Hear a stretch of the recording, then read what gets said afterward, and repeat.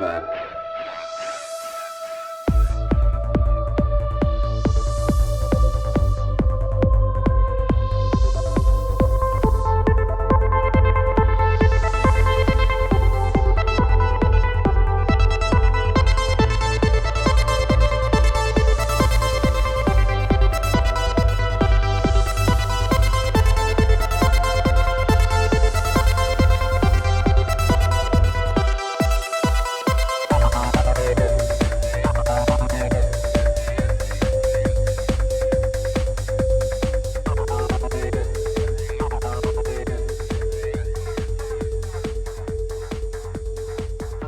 What's up? Another episode of Rupert Effect Podcast. I'm your host, Ricardo Verendes, and we are back with another great episode. I know I always say that, but I've been very lucky to have a lot of great guests. So I guess that statement remains true.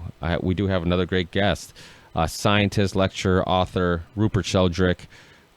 He's been on a lot of other really good podcasts, and he's had a lot of really interesting conversations on those shows. So I highly recommend you guys checking out him on the Joe Rogan podcast. It's a bit of an older episode, but you guys can still find it online. He's been on London Real more recently. He's been on Russell Brand's Under the Skin podcast, so check that out. And he's also been on former guests of this show, Douglas Ruskoff, his podcast. He has a podcast called Team Human. He's been on there. So definitely check out those conversations. Really interesting. I love people like Rupert who pushes the boundaries on what we think we understand about consciousness and reality, and also the importance of spirituality and experiences and being connected with our surroundings and Mother Nature. I know it sounds all hippie and whatnot, but I think there's really something about our connection with nature, and maybe a lack of it, that I think it's a huge issue with modern day and the way we live in cities and whatnot, and we're so disconnected from nature. So there's obviously tons of evidence that proves that walking on grass with no shoes and just being in the woods and getting fresh air and being in groups and having some type of community, how all this stuff can only improve your life and your decreases anxiety, depression, and all that stuff, and your moods, and obviously the power of the sun. For example, when it's a sunny day, your mood's better, you have more energy, and when it's a cloudy day and you have a couple days of rain, everybody just seems like they're in shittier moods, and I think there's something to it. So we talk about all that stuff and more. So enjoy the show. I won't hold you guys up too much. Remember that I am on Instagram, Twitter, Facebook, YouTube.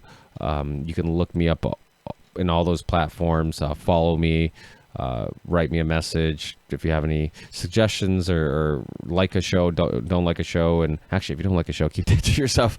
Just share the positive stuff, and rate the show if you can on iTunes or Google Play or wherever you listen to the podcast. And I think that's it for now. So enjoy the conversation, and also check out his most recent book, Science and Spiritual Practices: Transformative Experiences and Their Effects on Our Bodies, Brains, and Health. And I'll see you on the next one. Peace.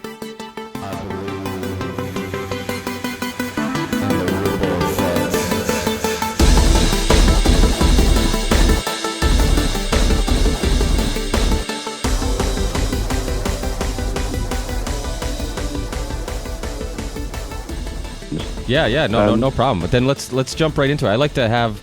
I try to keep the conversation casual, so that's why I usually right when the call starts, I try to have the conversation just jump right into it, and that way I don't take up too much of the guest's time, and also it keeps the conversation casual. So and dinner time is very important. And I was born in not too far from you in Portugal, so northern Portugal. So growing up in a European family, dinner was really important, and I think much later than in America. Yeah. Oh yeah, we ate much later. It's funny, I still do that with my wife now. My wife, we have two kids. We have a 3-year-old and a 2-year-old, and we put them to bed first, and then we have dinner.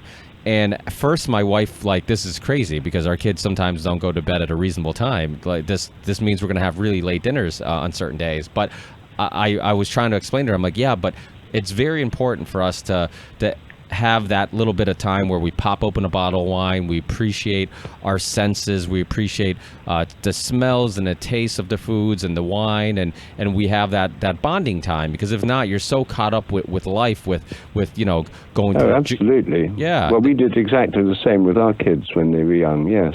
Yeah, it's very important to have that, because if not, then you get so caught up with the life priorities that everything else kind of becomes basically put in the back burner in regards to your relationship, and you need that. I think dinner can be kind of a sense of therapy. When you look at, like, since the beginning of time, there's been one thing that's been pretty constant for that was enjoyment. Before there was technology and all this other stuff that people use for entertainment now, like, probably one of the most enjoyable times of the day was after everybody's done with all their chores and done with all their work. Everybody gathered together around the fire and they ate together, and you talked, you communicated or whatnot. So it's probably deep rooted in our DNA to appreciate that and enjoy that. And I think today more than ever we neglect our senses, our smells and tastes. And absolutely, yes. So that's why I see. It kind of seems like there's this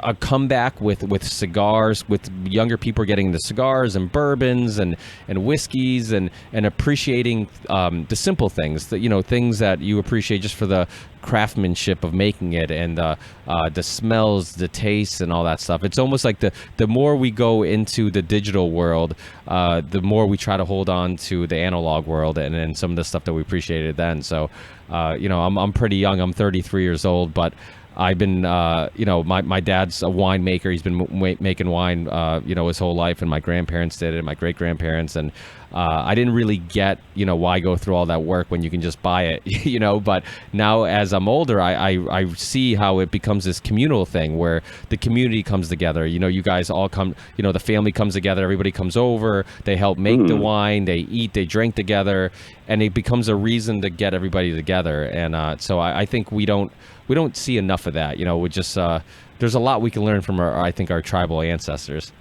Absolutely. Yeah. So, but this is kind of some of the stuff that you talk about a little bit in your book. I think that there's a link between how today there's this increase in depression and anxiety and people being unhappy, and there's also this increase of people becoming less attached to our communities. We have a lack of community, especially in America. One thing that I see a lot of, I even see with a lot of the immigrant friends that I have, where our foreigner parents come to this country to get financially ahead, but they get so caught up with that goal that they lose what made their culture important and fun and kept people together. And that was the having dinners together and making wine together, and just playing cards together and communicating and having conversation. And I think that's kind of something that you see a lot, and probably capitalism has a little bit to blame for that. We get so caught up with this idea of, like, making money is always a good thing, and it should be top priority. And we, Graham Hancock, I think it was him who I heard say once that one of the problems with modern society is that we judge somebody based on what type of car they drive and not how many rides they give them with that car. And it's kind of a simple quote to kind of understand that, yeah, we kind of, we look at somebody who's financially successful and we envy that, but that, what are we envying? To me, they have the same addiction as somebody who's addicted to alcohol or any other a drug or substance. Like, you're addicted to money. You never have enough of it, and it never satisfies you, and you constantly strive to get more and more. And you look at the symptoms, addiction to money and addiction to any other substance. I mean, the symptoms are the same. The only difference is that usually somebody who's addicted to drugs isn't financially successful, but somebody who's addicted to money is, because that means that you'll be very cutthroat and willing to do whatever it takes to get ahead. And unfortunately, we've created a system where we reward people who have those type of mentalities. That's, I think, yes, I agree. It's not good. Yeah, not good at all. But I think there's definitely something to, this is where I had a personal journey kind of very similar to yours, where I was raised a Catholic and then completely rebelled against that, because similar to yourself, like, I'm constantly questioning things and wondering, like, why should I believe this, where are the holes in this theory and whatnot. And and then I kind of rebelled against it and realized, okay, well, this doesn't make any sense. And then I became, a Richard Dawkins fan, and and a lot of these atheists. I became a fan of theirs, and then after a while, I realized, like, okay, these guys have become as extreme as the extremists that they were supposedly fighting against. And you talk a lot about dogmas and stuff like that. And I don't know if you've seen some of the recent debates or conversations that Sam Harris and Jordan Peterson has had. But I think they're interesting conversations, because I think there's... I did see those, actually, yes. I'm quite interested in I was quite interested to see how Sam Harris and Jordan Peterson would get on together. What did you think about them? What was your opinion on both sides, and do you have an opinion on some of the arguments they're making? Well, I don't know. I mean, I was more interested in the kind of style of interaction. I mean, they seem fairly respectful of each other, and they're both sort of fairly hard-hitting. What arguments have you in mind particularly? I mean, because they covered a lot of ground in two debates. Well, I think I agree a lot with Jordan Peterson in regards to, Sam Harris very much, I think he doesn't catch himself, the fact that he's constantly seeing things from his perspective based on his upbringing and where, and just basically his perspective, where he thinks there's an absolute truth, there's absolute laws, there's absolute, there's truth with a capital T, and that there's some things are cut and dry, like where, and he also thinks that, there's other ways of that religion is always bad. And I mean, obviously everybody has heard the things in the news with the Catholic Church and stuff like that, and you can blame a lot of wars on religion and stuff like that. But I think that you can remove religion and put any other type of ideology and use it as a way of manipulating people to do things, or as a motivation to go to war. Oh, absolutely. Well, I mean, atheism has the worst track record of anything, doesn't it? When you think about Stalin, Mao Zedong, and Pol Pot, the most murderous, that was state atheism. Estimates vary, but tens of millions of people died by those people being so sure that they were right. And what Sam Harris does, I think, is he picks all the most negative aspects of religion and focuses on those and ignores all the positive aspects. And of course, if you take anything, any human invention, anything in the world, and focus only on the negative aspects, then you'll get a negative view of it. So it just seems to me extremely one-sided, and the fact that he seems so angry about religion suggests he's got some deep unresolved issues. I don't know what they are, but he could make his case much more effectively if he wasn't basically angry and so negative. Yeah, and that's kind of where I've been, where I think, similar to Sam Harris, I think a lot of people, and even Joe Rogan has a similar story where he was raised Catholic, and then I think you realize, okay, there's holes in they told me this is the truth and we have all the answers. Then you realize there's holes in their stories, and they don't like when you question things, and then you end up bashing the whole thing. But I think that it's like any story, it's like listening to or reading poetry and getting something from it, right? It can be positive to your life in the same way.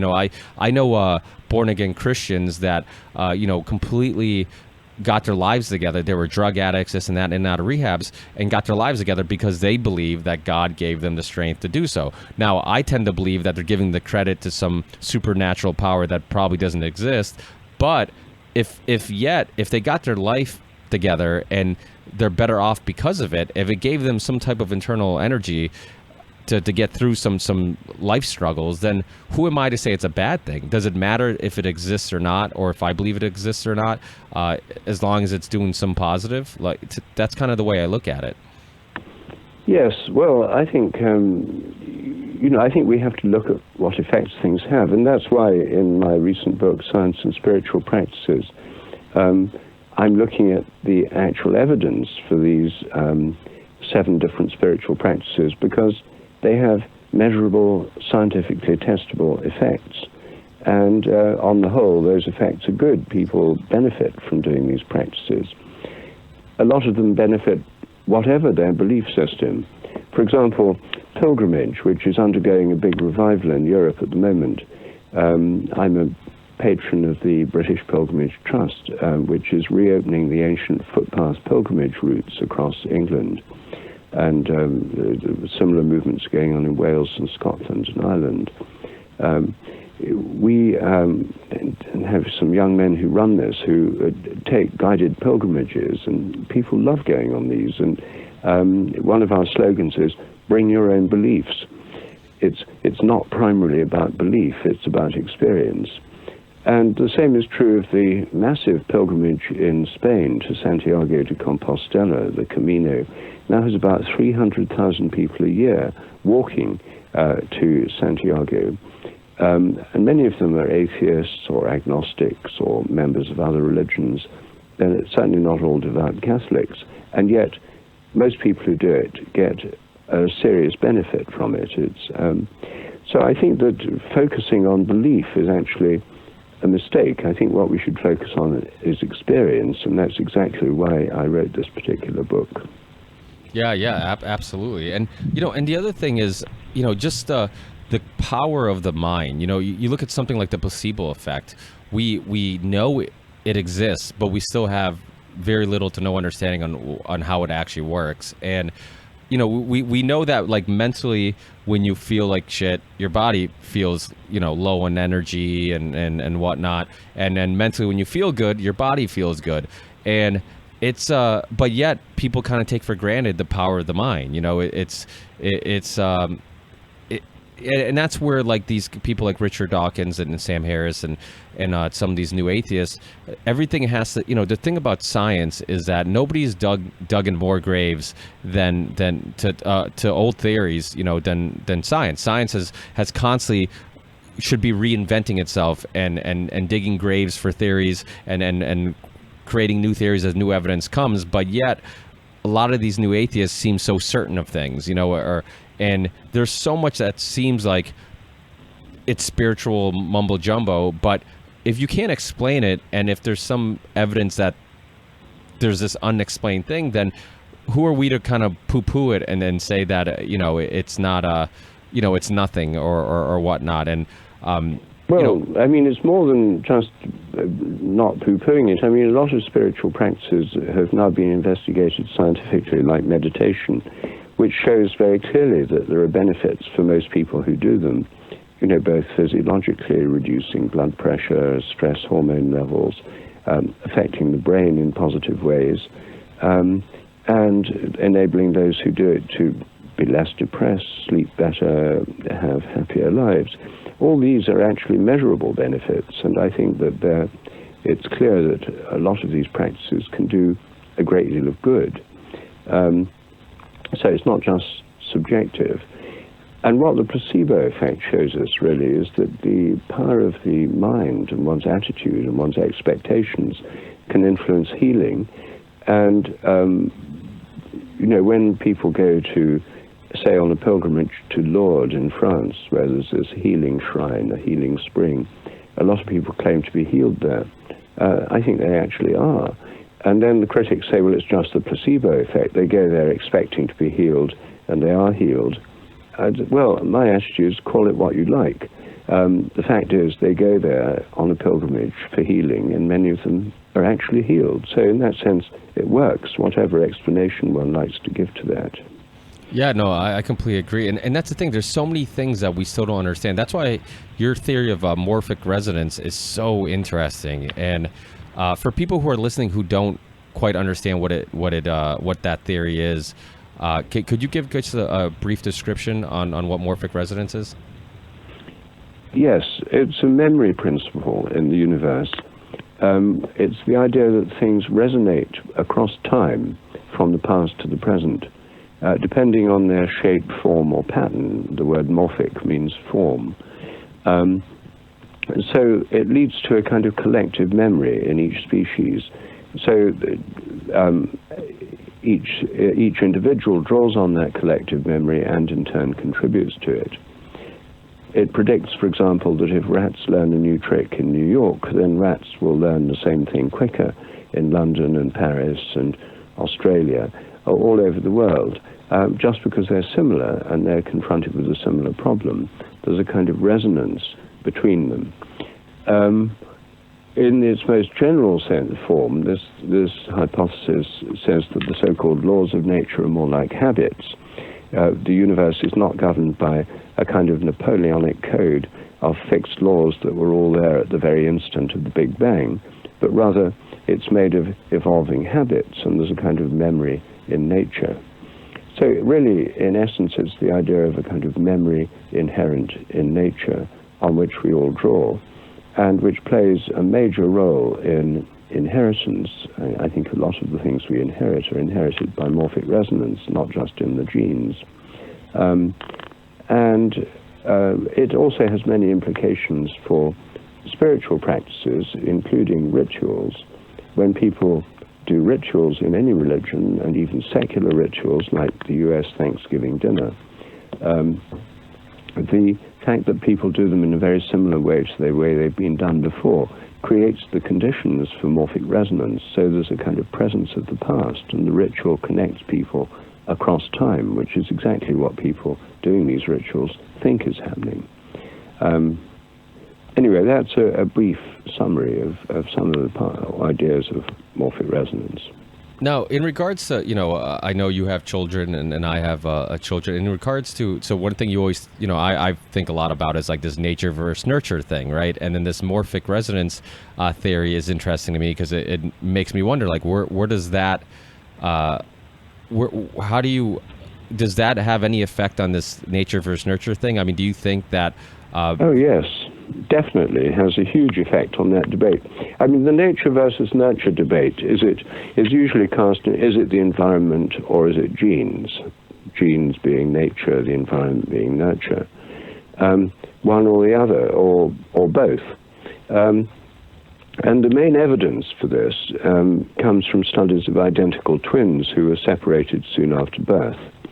And it turns out that in many studies, especially the Minnesota twin study program, which is the biggest in the world, the twins that are separated soon after birth have different upbringings. They're adopted by different families, often very different families, and they're studied later to see how similar they are.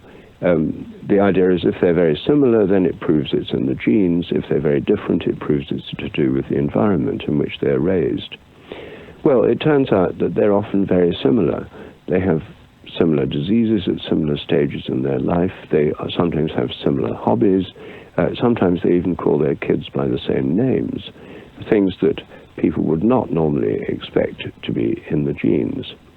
The result of these similarities in identical twin studies is that people say, oh, well, it just proves it's all in the genes. And the whole selfish gene theory and sociobiology theory are built on the foundations of these identical twin studies that suggest it's mainly genes, genetic. Everyone agrees there's some environmental influence, but the principal emphasis is on genes. Well, if morphic resonance is taking place, then twins separated soon after birth, because they're similar, precisely because they're similar as identical twins, they'd be in resonance with each other. So something that one of them learned would be picked up by the other. And the similarities in their lives could in fact be primarily to do with morphic resonance, rather than to do with genes. And this is supported by the fact that as a result of the Human Genome Project, when people thought that at first there'd be 100,000 genes, it turns out there's only about 22,000, people thought they'd be able to predict everything on the basis of genes, or almost everything, like proneness to cancer or height or other physical characteristics.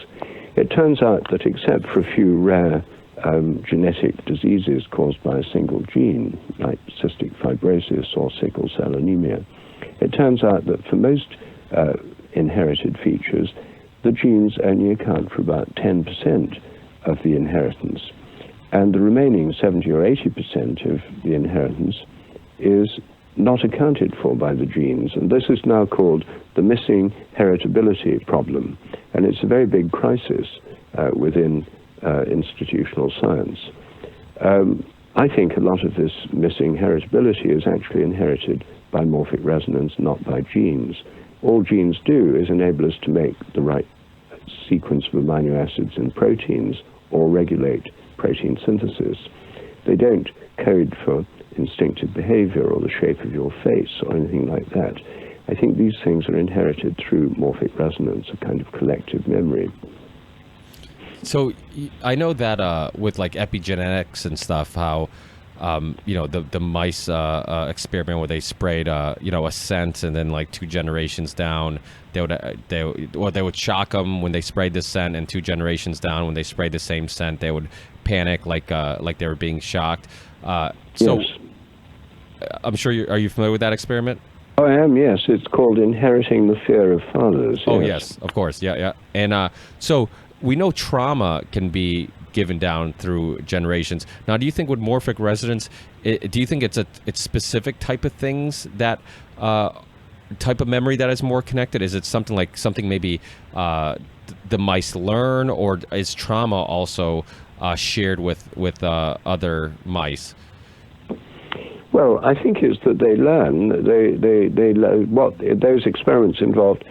Them smelling a particular smell. Acetophenone was the name of the chemical, and then they got electric shocks. And so the male mice that were trained soon developed an aversion to this smell because it signaled an electric shock. And then, as you said, their children and their grandchildren had the same aversion.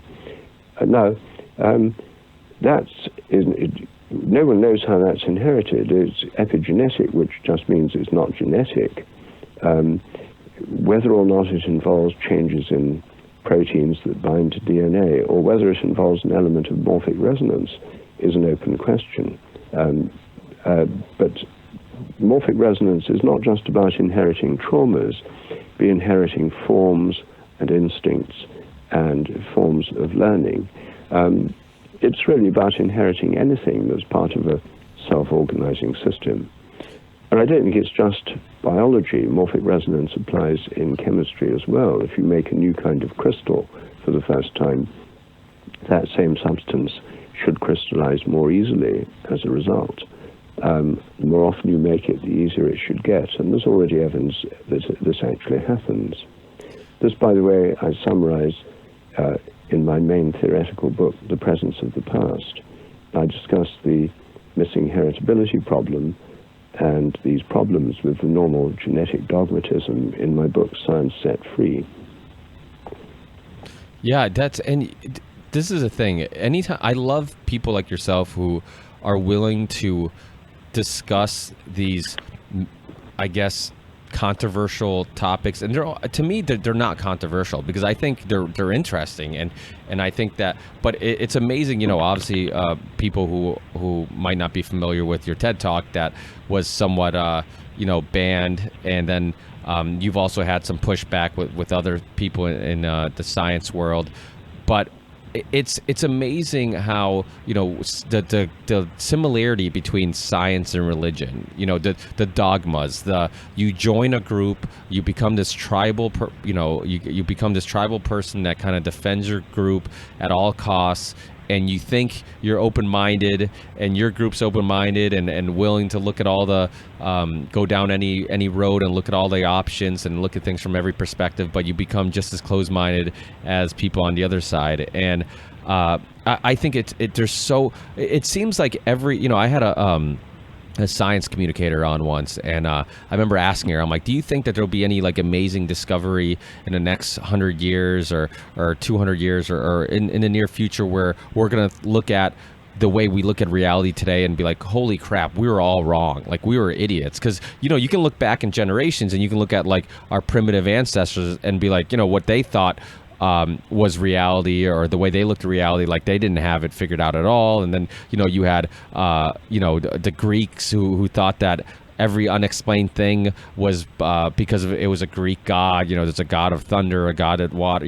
So we think we progress, and we think now we have things figured out, and it's like every generation thinks that, like, oh no, now we have the answers. Now we're closer to figuring everything out, but we could also be just as far away from the truth as they were.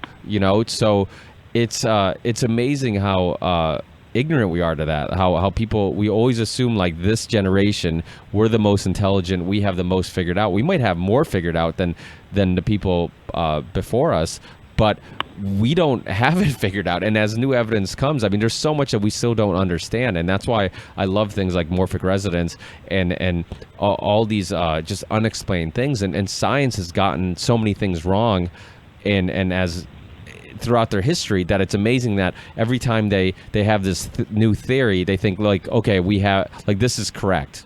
And I know you've talked about like the speed of light, and I didn't know this either until I heard it in the interview about how the speed of light has actually changed. Like, that's crazy to me. Like, to think that, like, oh, we're just going to keep changing what the speed of light is because we can't explain how it's changing. And you think like, oh no, the speed of light is like, they know what the speed of light is, that it's never changed, and it's scientifically proven that, but people forget, like, science is just made up of theories. They're theories, and most things, if not all things, can't 100% be proven to be 100% true, right? No, well, in a way, science I think is more dogmatic than religion, actually, because if you're anyone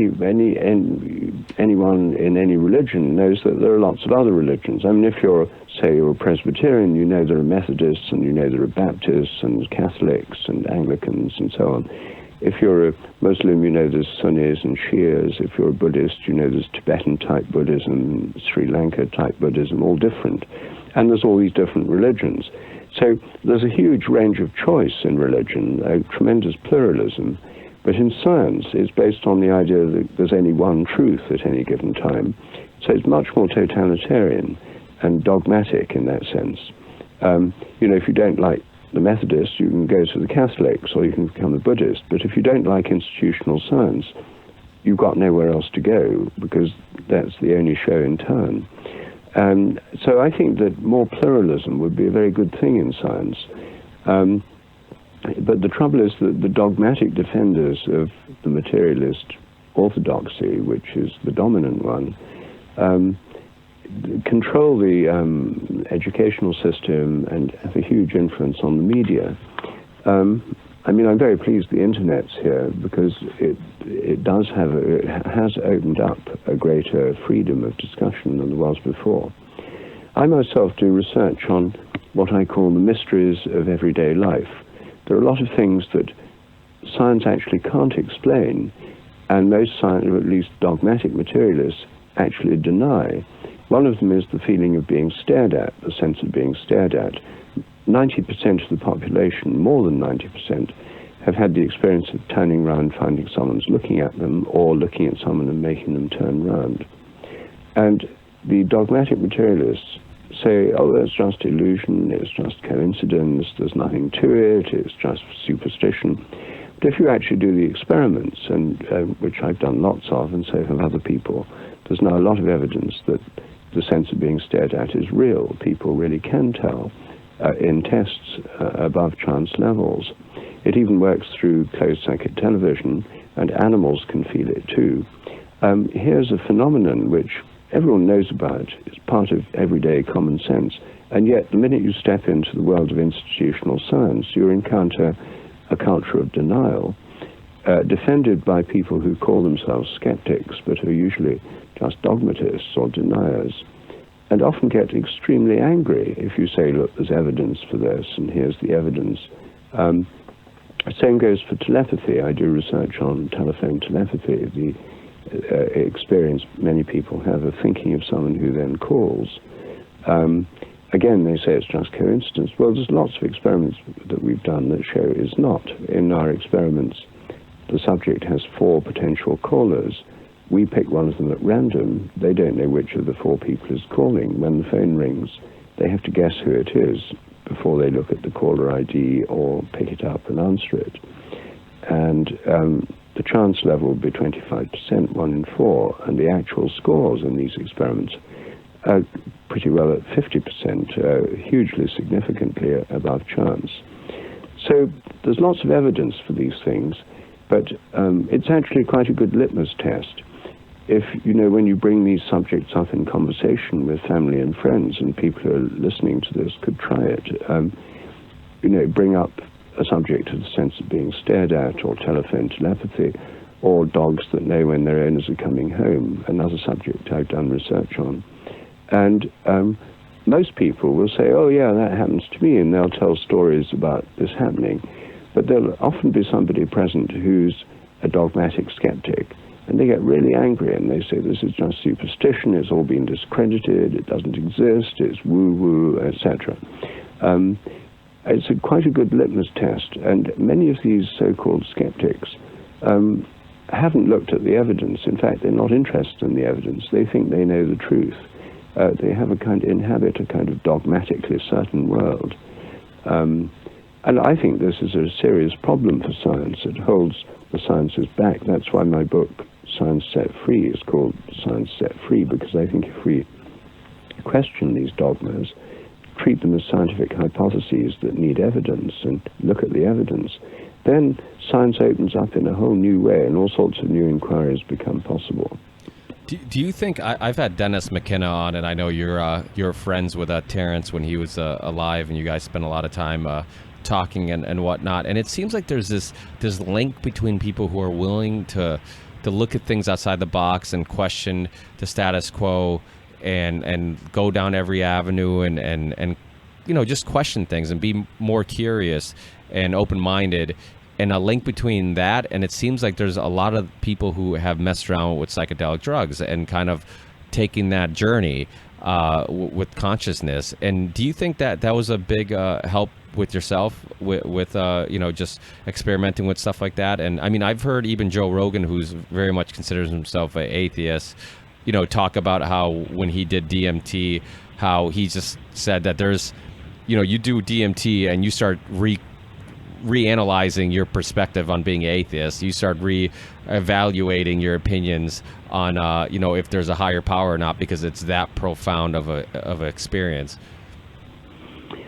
Well, yes. I mean, I myself, I first took psychedelic in years and years ago, in 1970, when I was in Cambridge, LSD.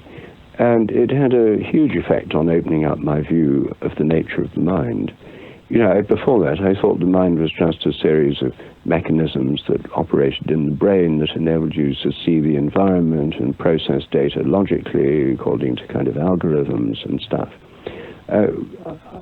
Taking the LSD showed me that there's this vast realms of the imagination, that the power of the mind to create forms and structures, and it gave me a completely different perspective, and also a sense that my own mind is connected with other minds. It's not just inside my head. That there's, as Terence McKenna once said, when you encounter beings in psychedelic journeys, or the kinds of things you experience, you realize they're made of mind, but not of my mind.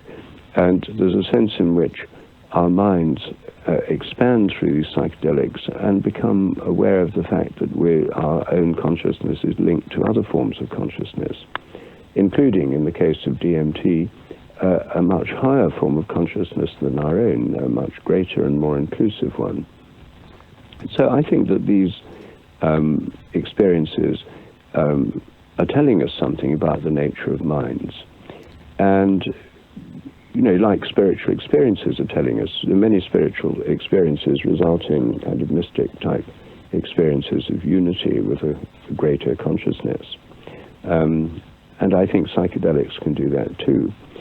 I'm particularly interested in Michael Pollan's recent book, How to Change Your Mind, because he started off as a kind of atheist and materialist, and then he took a number of psychedelics, and he ends the book by saying, he now realizes that mind's distributed much more democratically in nature. He thought before it was a kind of bubble inside the brain. Now sees that the natural world is much more alive, and there's much more mind and consciousness in the world around us than he'd assumed beforehand. So I think psychedelics are probably one of the most important ways in the modern world in which people have a kind of rite of passage into a more inclusive view of reality, away from the narrow mechanistic materialism that's still orthodox in science and in the educational system. Yeah, and I think it's not a coincidence that a lot of these atheists, they have two things in common, is that, and I consider myself, agnostic or atheist. I don't like using the terms because I feel like I left one group to just join another group, and so I don't like using labels because I'm like, I'm not sure. And atheists criticize religious people because they're like, well, you can't be sure. How can you be so sure of this?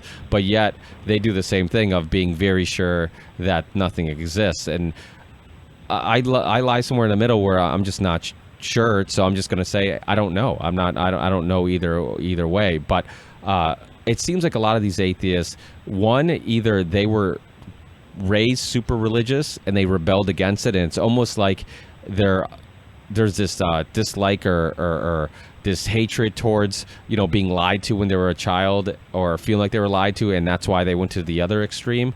And two, it seems like many of them haven't done any psychedelics or anything like that to expand their consciousness and kind of, I guess, maybe help them understand that there's more than just the material world. And do you think that it's a coincidence that those two things seem to be common with a lot of people who are dogmatic when it comes down to being atheists and very just modern science driven? Well, I think there's various kinds of atheists. I mean, most of the ones who belong to these skeptic organizations and in militant atheist groups seem to have a very narrow range of experience, and many of them seem to be very angry. Even if they've not personally had negative experiences of religion. I mean, Richard Dawkins, for example, is very angry, but I don't think he had any particularly bad experiences. He's not talked about them, if so. And so there's a kind of anger in it, which is very, very negative. These militant skeptic organizations, too, they often seem very angry. But there are atheists who are more reasonable and who are not militant and who just don't think there's a creator God, but some of them think there is a much greater consciousness in the universe. And then it really comes down to a question of what you call things.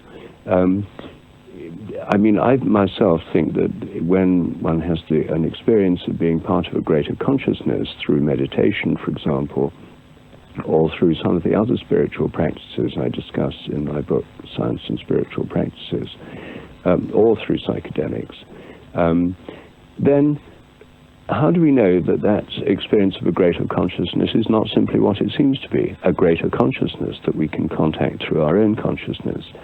The main argument against it is theoretical, the materialist belief that the mind is nothing but the activity of the brain and that nature is made up of unconscious matter. But that's a belief system, and it's not a very good one when it comes to explaining consciousness, because materialists don't really have a theory of consciousness. That's why the very existence of human consciousness is called the hard problem in the philosophy of mind. So I think that if one just trusts one's own experience rather than the theory that has no theory of consciousness in it, that's become extremely dogmatic and limited, then the experience of being connected to a greater consciousness than one's own is probably because there is a greater consciousness than one's own to which one's connected. Then it's a question of what do you want to call it? You could say, well, it's nature. It's not God, it's just nature. You could say it's God. You could say you could just leave it open and say it's a greater consciousness or a supreme power or something like that.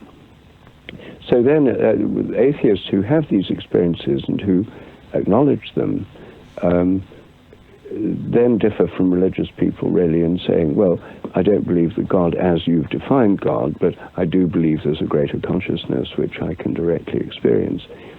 Then, as I say, it becomes really a question about what you call things, not really about whether there's a greater consciousness or not. What all religions have in common is that they all believe there's a consciousness greater than our own. What materialists have in common is that they believe that there isn't. They believe that our experiences are nothing but the activity of our brains, and they're all confined to the inside of our heads.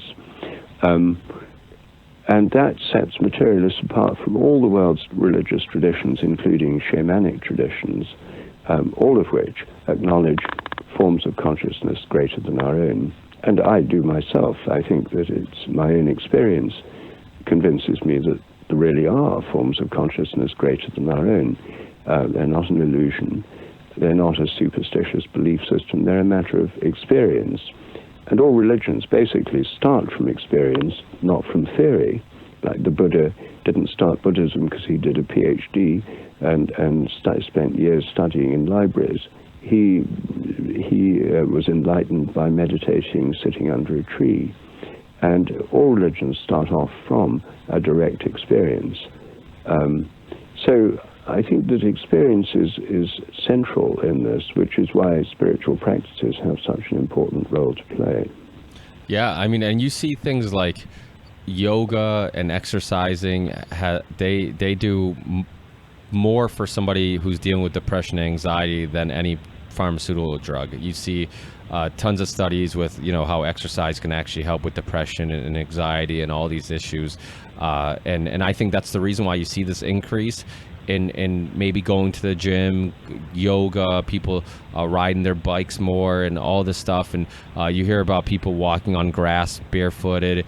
And I think there's just this connection to well, one, I think we live in a very unnatural, unhealthy life with how fast-paced we constantly are going, and we never have any time to just sit back and reflect and think and reanalyze and just be one with our thoughts. And that's where I know you have a chapter on singing, chanting, and the power of music. And I'm a musician. I'm a huge fan of music. I believe that if it wasn't for music, who knows? I mean, I dealt with some serious depression growing up, and music really was my therapy, and it helped me in just ways I can't even put into words. And it's I think it's there's a lot of people who have similar stories, who go through some very tough times in life, and music's the only thing that helps them get through it. And I think the arts that are usually the first thing that gets cut in schools, the art class, the music class, all that stuff. I think it's incredibly important for kids to do those type of things, to tap into their imagination, tap into critical thinking skills, but more importantly, just that sense of meditation. Because when you're playing the guitar or you're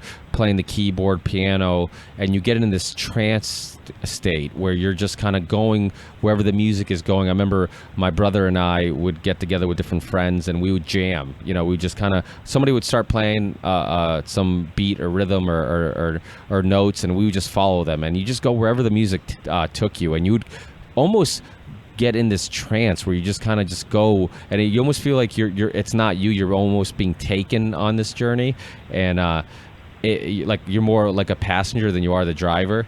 And it was just this amazing sense of therapy. You just felt like all these emotions were coming out during this performance, while you're playing this music. It was just like you hear people say that all the time, about a great guitarist, like, oh, he's playing his heart out. It's almost like if you took how you felt and you could put it into music, that's what you're doing with the guitar or the piano or whatnot. And when I was playing in a band with my brother, that's what we would do. I always try to say, try to play the way you feel. And when you did, there was this sense like you almost felt like you got, without going to a therapist and verbally getting something off your chest, you felt like you did it musically. And I think it's so important for people to have that. And and I know your wife does chanting, right? Yes, Jill Peirce, my wife, teaches chanting and meditation, and that's one of the inspirations for my book, Science and Spiritual Practices, because what she does is teaches the basic principles of, breathing and chanting and the voice. And some of the people who come to her workshops say that they've never been able to sing, or they can't sing. And her point is everyone can. And chants are simpler than songs, so it's much more empowering for people to do these simpler tunes with repetitive words, or simply just a mantra. And what I've seen at her workshops over the years is that all sorts of people come to them. Some of them are regular religious practitioners, some of them are atheists, some are agnostics. There are people from all different backgrounds. And yet everyone can benefit from this, and chanting together is a powerfully bonding experience. And so people have a really good time at these workshops and are re-empowered with their voice. But it's not about beliefs, it's about the experience. And that's why I wrote this book, because it's 7 different kinds of practice: meditation, music, connecting with nature, relating to plants, pilgrimage, gratitude. These are all things that anyone can do. All of them have benefits, and none of them depend on you've got to sign up to this belief system first. You start from the experience, and then that will help you in your understanding, and it will probably lead to a change in your belief system if you've got a very dogmatic one. But starting from practice is the way to go. Talking of my wife, Rick, she's just cooked dinner. Yes. I just looked at the time and wrap up fairly soon. I can then go and join her. Yeah. Oh, absolutely. I know how important it is, and happy wife, happy life. So it's. But thank you so much, Rupert, for your time. I really, really appreciate it. Like I said, I'm a huge fan. I've been listening to, reading your books and listening to your interviews for a long time, and I'm always very happy when I see your name pop up on some of the podcasts I listen to throughout the years, and I think it's so important to have people like yourself who, because like you said, and you talk about it in your book, Science and Spiritual Practices, how kind of growing up it was just typical that if you got into science you were an atheist, and I think that when you do that you kind of lose some of the things that spirituality and religion can be helpful with, and so a lot of my religious friends, even I have Muslims, Catholics, Christian friends, and one thing that they seem to really hold on to that I think people who aren't religious don't hold on to quite as well is family, community, the fact that there's things that are more important than these material things. And I think if you can use religion to help you put those things in perspective, you'll be a much happier person. And there's a very interesting debate between Dan Carlin and Sam Harris, which a lot of people aren't familiar with because it kind of didn't get a lot of attention, but it's an old conversation they had, and they got in a debate. And Dan Carlin's a history podcaster. He has a hardcore history, and they got in a similar debate where Sam Harris blames everything on religion, and religion's the root of all this violence and horror throughout history. And Dan Carlin, from history perspective, really puts in words how you can look at history and how you can use nationalism and all these other things. And so I think that those type of perspectives are important to realize that it's not. Things are much more complicated than sometimes they seem. It's not as and not every thing is either good or bad. It's what you do with it. So absolutely, yes.